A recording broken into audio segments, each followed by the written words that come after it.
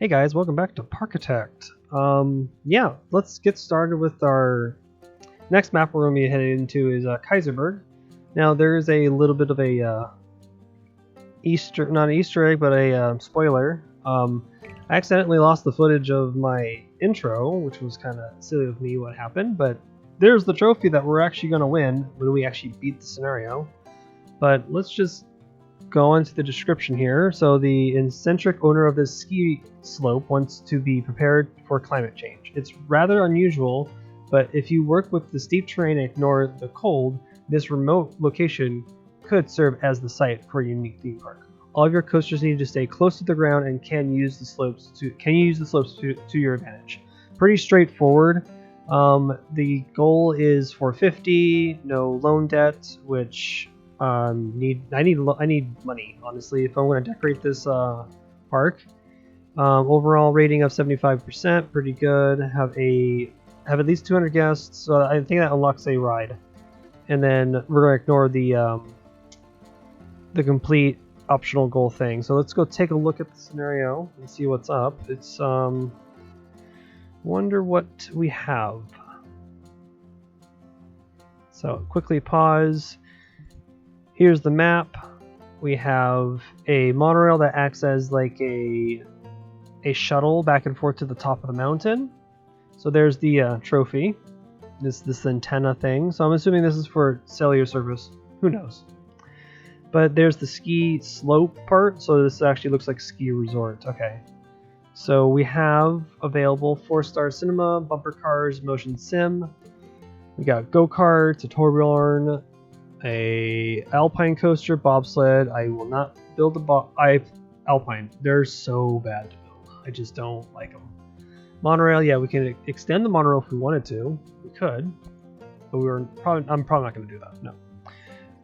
Let's see what the food we have. Customizable shop, hot drinks, info. We got a pretzel and then regular toilets. And then scenery. Not a lot of scenery, so going to aim to research that the most. And then we don't have a loan out. Nope, but I will probably pull a loan because this is going to happen easily. So yeah, map's pretty straightforward, honestly. Building close to the ground is going to be interesting. It's going to be interesting. And we're just going to, yeah. Let's just get building then, because I'm going to try to build a Arendelle / Alpine resort with a little bit of theming and other things part of it, of like a winter theme. It's kind of appropriate during summer.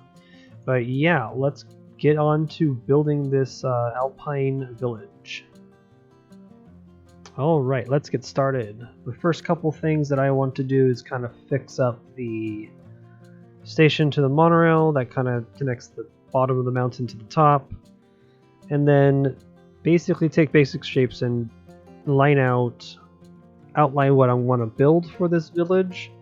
So originally in the beginning of this whole construction, I wanted to do something based off Arendelle but not necessarily be Arendelle. It was kind of like a takeoff point. It wasn't necessarily going to be about Frozen. So I just wanted to keep it pretty straightforward on, it's an alpine village, there's snow, everything has high peaked roofs. I tried to figure out if I wanted to try to make some actual customized roofs, like even more customized than I usually do. Here I'm trying to figure out a new type of tile roof with discs, but they don't work. You need to be more, the only way you can use that shape is if you have Construction Anarchy on, and right now I do not have that enabled because this is my vanilla playthrough. So if it's not broken, don't fix it. So I just went back to my normal tiles that I did in Tavia K. Actually, it's pronounced Key, not K. I keep saying it's K. I'm fine. So I just did a typical building. So this is the first building that basically outlines what the rest of the scenario will look like. Kind of, actually. The scenario actually kind of turned into some other things. Like I added some other themed areas, actually, though, which is actually really fun to do.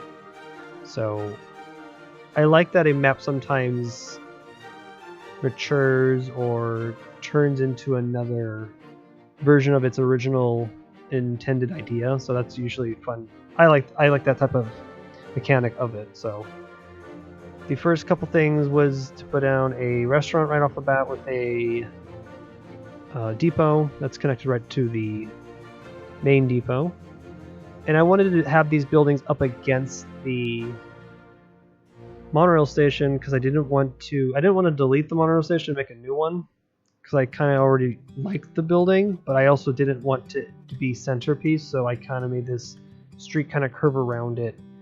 And this street was kind of a way to shape up the main plaza area of this park. So that's kind of the objective here.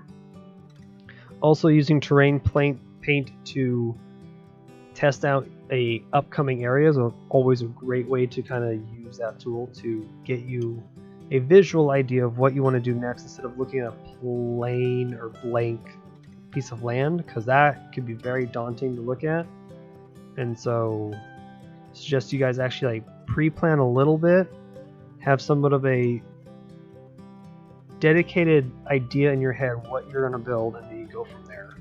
And don't always think about too crazy what's going on the next thing that you need to add, but that's usually my tip there about not overwhelming yourself, is just think about the little things and not think too much about the big stuff anyway. But again, also in scenario play, I'm also have to worry about how much money I'm spending on scenery, because alone these houses with the custom tiled roofs are already expensive, so I had to put down the tourbillon. I know that gets really good income. If you place it around $7 to $8, it'll help really well, so I knew I had to place that down. And having a drink stand at this point, especially when in a cold scenario like that, it's a hot drink stand, I usually bump up that to $5 to $6 depending on how often the guests complain. There's a little trick you can do with the guests. If you click on guests that are just spawning into the map and walking up to your entrance, check out how much is in their pocket, and then you can actually adjust accordingly to how much you can charge per ride, restaurant, or even entrance. It depends. So I know that in this playthrough, I think guests were holding a maximum of 140 and a minimum of, I think, 80. So they had some cash to throw, but not a lot. So I know that in this scenario, most of the guests were running out of money because of the coasters. I charged like $12 a coaster. I had 2 coasters in the map. You'll see the coasters eventually. But yeah, as I was just rambling on about guest behavior, so we're going to jump ahead to a building of the bobsled. This is the second bobsled I've built in this scenario series so far, because the first one was built in Ice Shelf Islands. That was a dwarf mine themed version. So this round I decided to go very generic and just build a typical bobsled, and it just goes down the mountain around a couple, maybe some rocks and some snowed out areas and trees, and then end up back at the station. Nothing really too fancy. I just needed this coaster to exist so that I can make money, so I can theme more stuff. That's kind of it, because I want to make sure this park kind of looks nice and look realistic, because that's what I'm also focused on, is making the park feel pretty realistic. So I'm just going to test around, play around with how the layout kind of flows in and out, and then back to the station. I was kind of concerned that the coaster, the bobsled, was getting a little too fast, and I thought I was going to throw them off. That's the tricky part with building a bobsled, is that you want to do a like a solemn going down, and the faster and faster it goes, you don't want to do a bunny hop, because all of a sudden the bobsleds just fly off, and then there you go, you killed all your guests. So here we do something very interesting. I wanted to add a break up into the grid, and so adding a diagonal building actually helped out with that. And I've done a couple diagonal buildings in my playthrough. I did one for Batavia Key. I've done a diagonal build in Hickory Hill for the Hogwarts, Hogwarts Castle.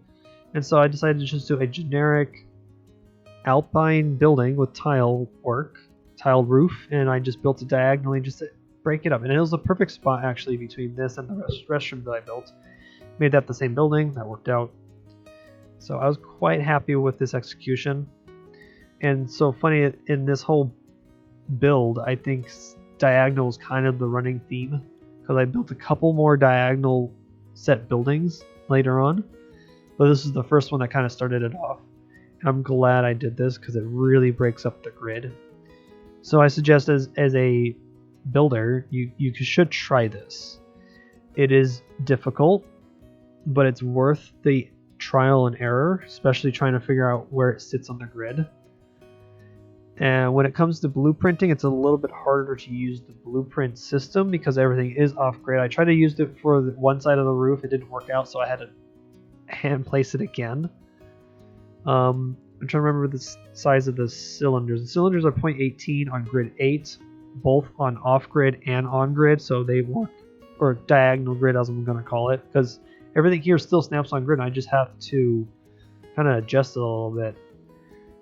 But it turned out really well. I'm glad I did it because it really breaks up the grid that Parkitect leans on, which I do like the grid. I love the grid of Parkitect, but it is somewhat a difficulty to work around, especially with some of the new mods that we just got. We just got a new mod called Transform Anarchy that basically does what Freedom 2K used to do. And this it's legit. So I'm going to maybe make a video on that soon, on how that works maybe. If you guys are interested in that, I'll probably do that.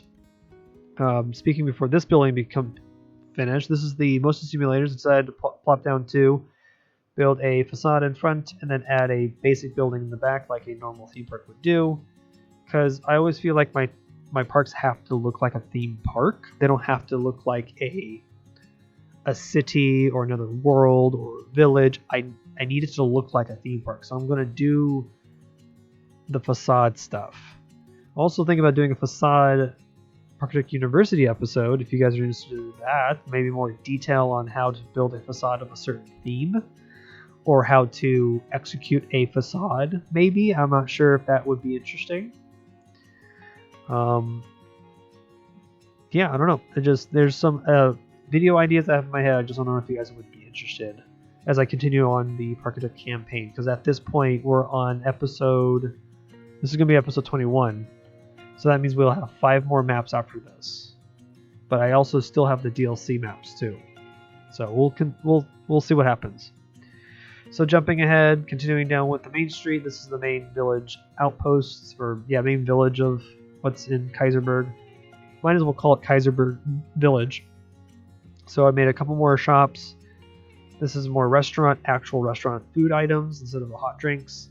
The hot cocoa sign actually gets changed because apparently the proper spelling for cocoa is with an A, not just C-O-C-O, which is weird because if you Google just cocoa, C-O-C-O, it still shows up as hot cocoa. So I'm not really sure, but it looks better with an A, so I changed that later.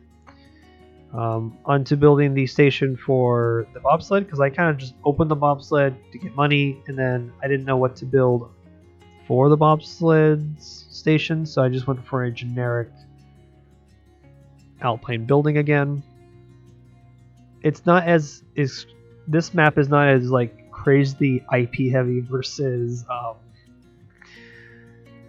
Sakura Gardens was all Pokemon themed, so it was kind of a nice change to kind of go back to generic stuff and kind of just test out some new ideas, test out some different techniques of doing some roofs, maybe doing some different wooden beams. And I didn't mention it before, but I made a frozen lake in the middle next to the tourbillon because I wanted to add a water feature, but you can't in this map because the terrain cannot be moved or edited. So I was like, well, how do I make a lake? I don't want to use shapes, so I'll use the ice texture from the terrain editor and just make it look like it's frozen water. And then I can add a bridge. It adds a sense of nature to the map actually, so I'm quite happy that I added this lake plus a little river that kind of whips around the bobsled into a frozen cave, and then that's where it ends up. So I'm glad I did that.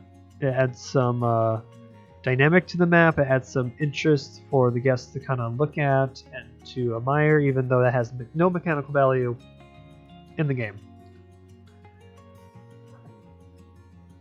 So on to the second diagonal building. This one even... Oh, excuse me, I'm sneezing.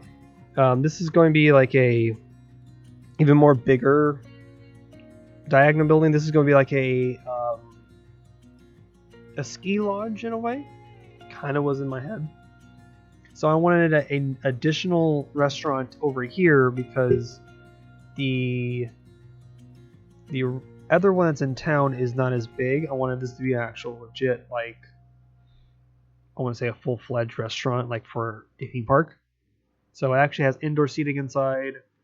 It houses, I think, 2 restaurants, and then it has a depot attached to it to help with the delivery. So I had to go figure out how this sits. But I'm glad I tilted the building diagonally toward the bobsled, kind of like a picturette type of thing.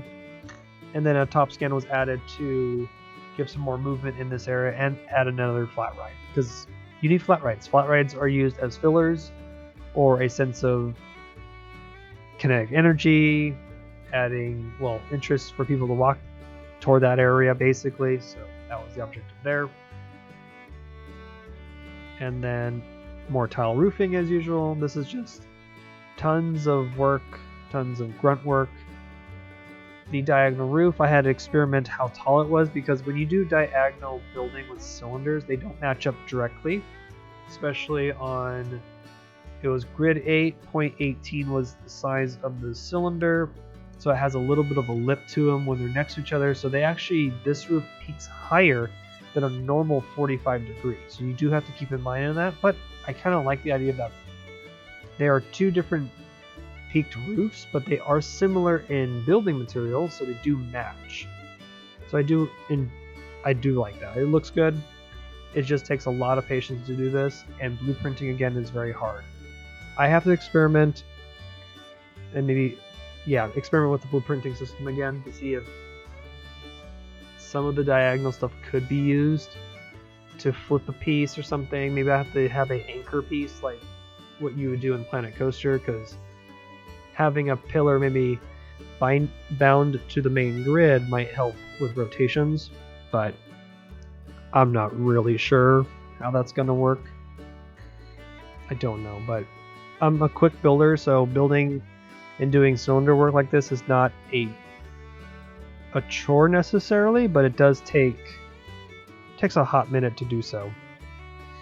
So just adding some more details to said lodge, adding some more roofs and some more peaks, because having a one plane roof across a surface is kind of boring so I just wanted to fix that. The transitions between 2 different paths, especially on 45 degree, I wanted to cover that with a shape or a path cover. So the path covers that I've used in previous maps, let's say Batavia Keys done it, I did it on Sacred Gardens, I've done it elsewhere. Kind of the same here. And most of the paths in this park are actually, all the corners are covered up by rocks and snow because I want to make the grid disappear.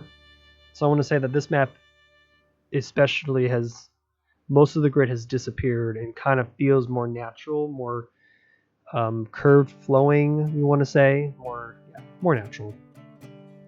So as I continue doing this decorating of the said building, this is the largest building here. The only gripe about this game is that it doesn't snow, it rains in snow, so it just makes me laugh that everything's freezing as it rains, so that's just yikes.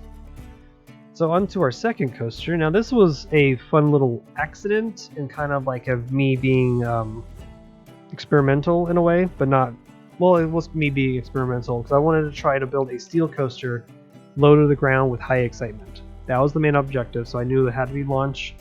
I knew I had to at least have a couple inversions, and then I thought, okay, it's ice themed, it's in the snow, what can I theme it around?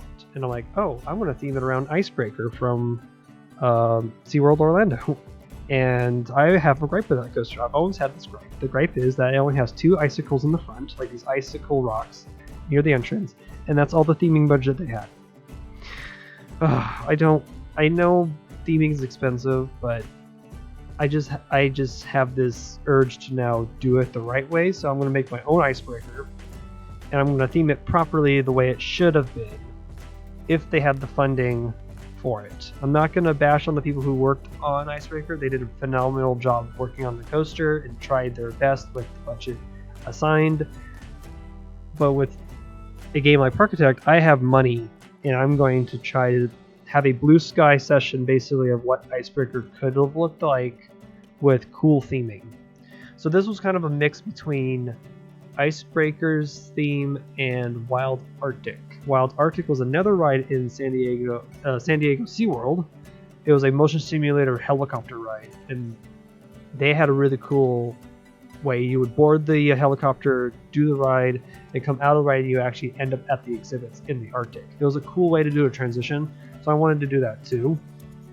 So originally I thought to do a small little dark ride section for the ride. I kind of did I built a building for it, but I didn't build a scene, so there's no cutout. But also, I think SeaWorld announced another coaster that's being built, like another Arctic ride or something. I know it's a B&M, but it has a show building element. So I kind of wanted to do the same thing for this version of Icebreaker. So you can kind of tell that little tunnel, I can't get rid of it, but I wanted the coaster to be back there. So easy way to cover that up is build a building over it, cover it up. So simple. Added my queue line. It's going to be a very large queue line because I hope that I can get it filled up pretty quickly because of guests. And then started the rock formation stuff. This is where I wanted to do a different themed area. So this actually became a mini area. So the Arctic area, as I'm going to call it, the Wild Arctic, it only has one ride. It's the coaster, Icebreaker. And there's a transition between the log cabin, or the cabin. What did I call it before? I called it something else. The ski lodge. I'm going to kind of go this way. Actually, I have another ski lodge later in the map, I just realized. Oh, regardless, I'm jumping ahead. So, building rocks, kind of making it an icy feel type of thing. I wanted to build a helicopter pad to have that helicopter idea from Wild Arctic, and then have a base building somewhere on top of the show building to kind of just cover up the show building more. And again, I'm trying to do realistic theme park stuff, so I wanted to do some show building stuff. And I also wanted to do some type of rock work with scaffolding behind it, just to make it more realistic. In, like, this is how a theme park would do it. They would build scaffolding out of iron girders or stuff, and pillars and things, and then you build it out of rocks. Kind of wanted to just do that.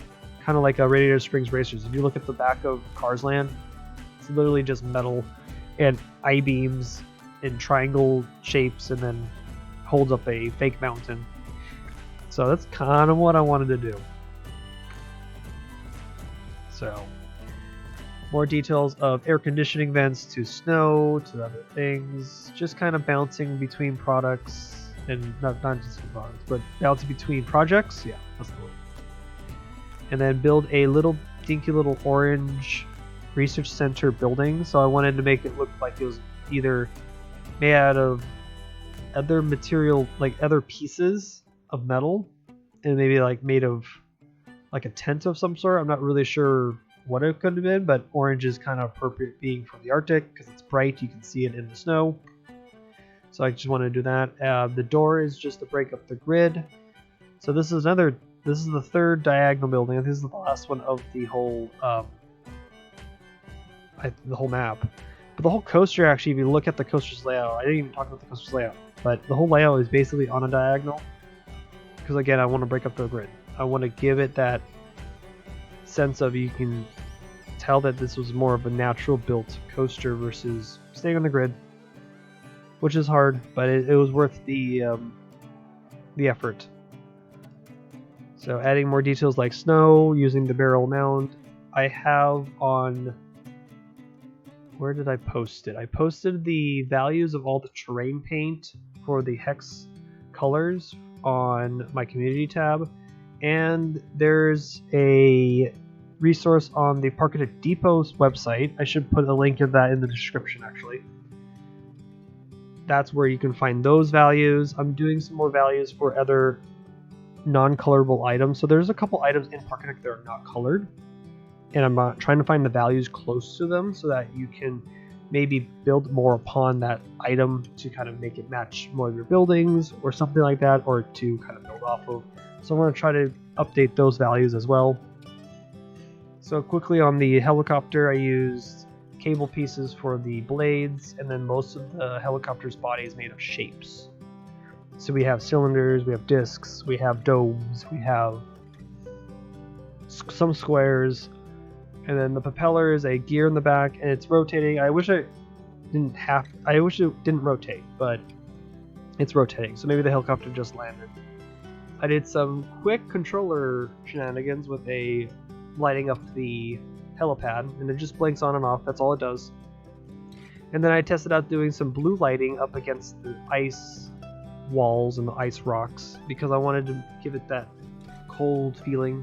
Because the Alpine's a different environment versus the Arctic. The Arctic is frozen and cold, and there's no trees, no vegetation, nothing.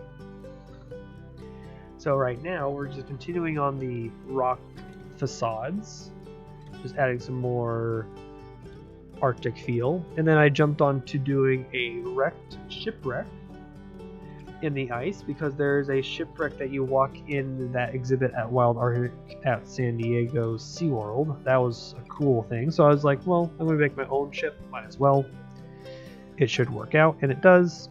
So it kind of just embedded into the rock and the ice.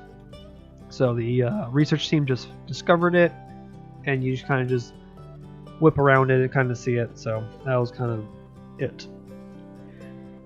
But that's just made of cylinders and shapes. To do like broken bits, I used pillars kind of just stacked next to each other and kind of at different elevations to kind of simulate that it splintered off a long time ago. And I think I added some cloth banners to simulate sails. I think I've done that on Batavia Key as well for the pirate map. So yeah, so that was done. So quickly jumping over up to the top of the mountain, because in Sill's playthrough he never touched the top of Kaiserberg. I didn't notice this, but he never touched it. So I decided to put an actual ski cabin at the top, like you would see at any resort, and I wanted to just make it just a normal cabin. So inside actually it houses a restaurant and a bumper cars, and then I wanted to make the roof completely covered in snow, and so I just used cubes at point 18 on grid 8, covered it completely in cubes to say that it just snowed at the top of the mountain, and we went from there. And then I also made custom logged walls, so it's supposed to actually be made of log pieces, like actual big logs that they have been cut down and processed. So that was fun. That was, man, this building was expensive. It was just a lot of little pieces, a lot of blueprinting maneuvers. You can just see now, like, I did a lot here. It was worth it. So if you have computers that run slow, beware when you load this map that there's a lot of shapes in it. But in this round I did a lot. So I wanted the guests to use the monorail to come up to the top of the slope, go to the restaurant, the bumper cars, and do something up here. I also going to add a quick little go-kart ride just to add some more interest, but I thought this was a nice way to end the map with an actual top of the mountain being finished. It's the lodge is not that too crazy, but it kind of fits the theme of the map, and it works really well. Added some borders and stuff for the paths. Added a restroom, extended the building a little bit. I also painted the roof of the station snow covered, so it just snowed. It's not like the bottom of the mountain where they have snow on their roofs, but it's like sparse because it's starting to melt down there. But up at the top of the mountain, it's still pretty cold, so just kind of do that. Simple layout of the go-kart. It's just more of a curvy type of layout. And then I wanted to break up the grid of the paths by adding some more rocks and snow covering the corners to make it look like it's curved, because it breaks up the grid. Because right now the lodge is directly on the grid, so it's kind of straight, so it's fine. You can just see me just do quick little rocks and things like that, and borders and details on this little building. Again, nothing really. Sometimes simple works. To be honest with you guys, like with how easy this game's style is with its visuals, doing a simple building is always sometimes better, and adding those little details like the borders, a roof topper, the borders near the walls, it just helps with its distinction of that it's a building and it represents something. That's kind of what I'm trying to describe as you design buildings. So yeah. So we're gonna we're gonna transition to the tour of the park. I'm gonna show you all the little details, all the little things of this Kaiserberg theme park. Okay, welcome to Kaiserberg. So let's start out with, let's see here. Let's see where we start off. Front area. This is where the park's entrance was or is.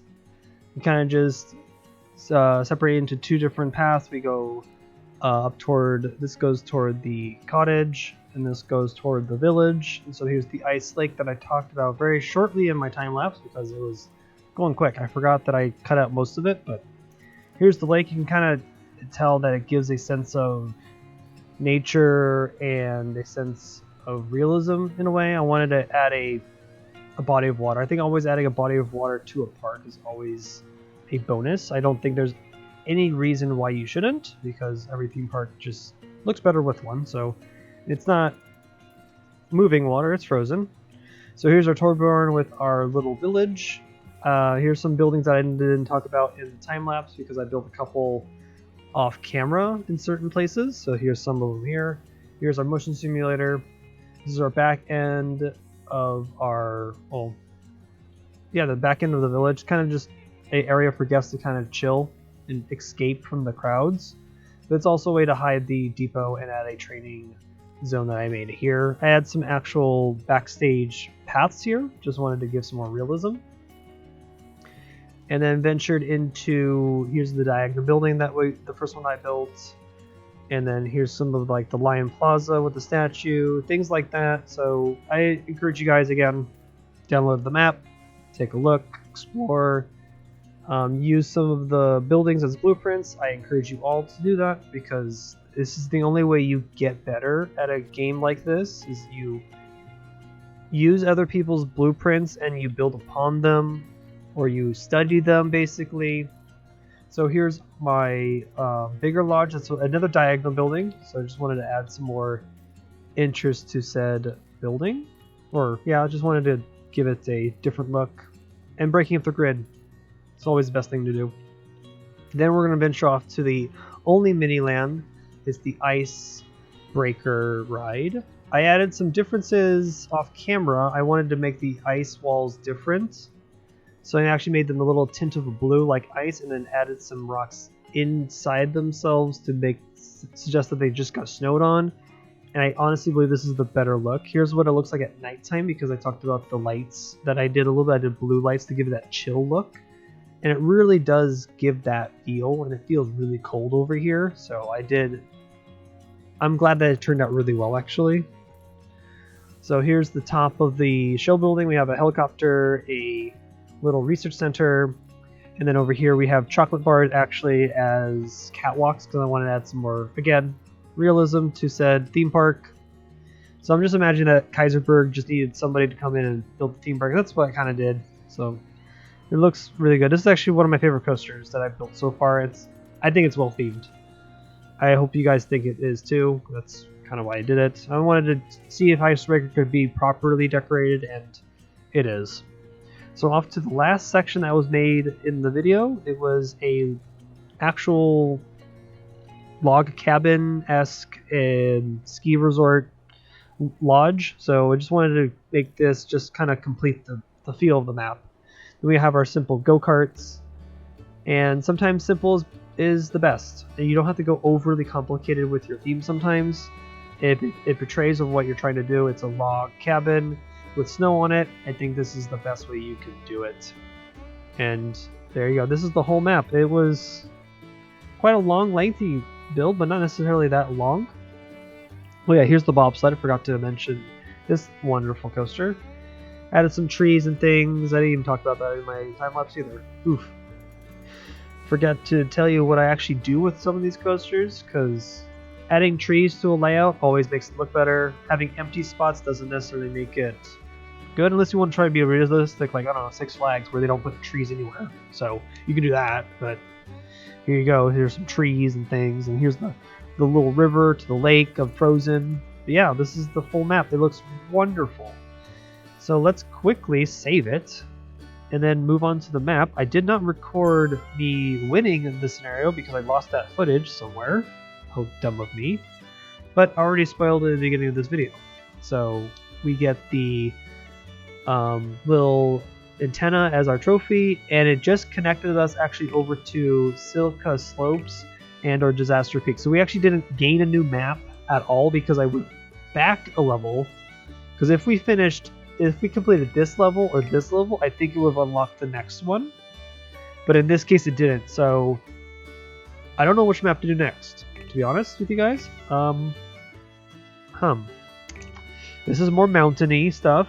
I think you can change the terrain in this one.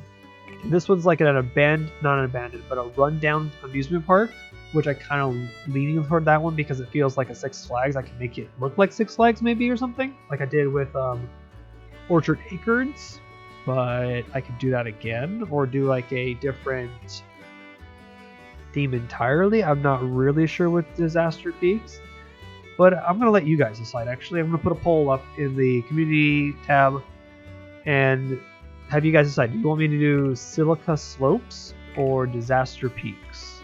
It's up to you. So this one's 450 guests. That's pretty easy. And this one's 750. Oh, it's harder. Oh, okay. So yeah, it's up to you guys. I want to thank you guys for watching. This was a fun map for Kaiserberg. I want to thank you to my patrons for the continued support. If you guys want to support me on Patreon, you can. It's a link in the description below. And yeah, you guys pick. It's either Silica Slopes or Disaster Peaks. So I will see you guys in the next video. Let's hope which one it is. I'm leaning toward Disaster Peaks, but if you guys decide for me to do Silica Slopes, I'll do it. But I'm leaning toward Disaster Peaks. But I'm gonna let you guys have that choice. So I'll see you guys in the next video. Bye.